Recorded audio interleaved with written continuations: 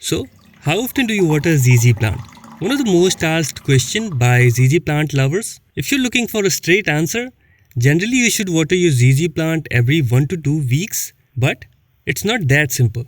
If you're watering your ZZ plant every week, you can make your plant rot. Watering every 1 to 2 weeks is not suitable for every environment and seasons. How often you should water the plant depends on its pot size, the type of soil, the temperature, humidity at your place, and how much light it gets.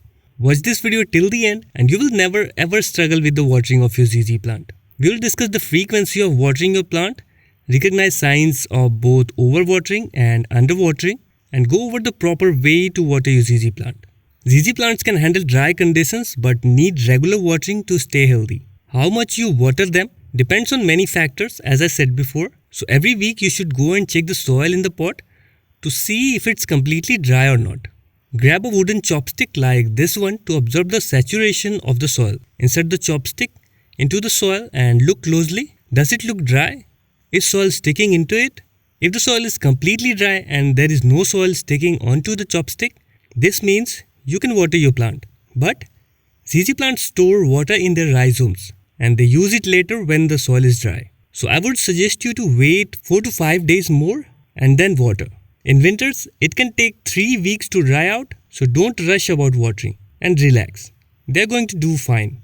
There is more chance of killing your plant by overwatering rather than underwatering. Overwatering is the most common mistake that kill our ZZ plants. Look for these signs if you think you may be overwatering your plant recently. Your plant's leaves are drooping and wilting. The leaves are changing color, either yellowing or turning brown. The stem feels soft or mushy to the touch. Mold is developing on the soil. Your plant is growing slower than usual.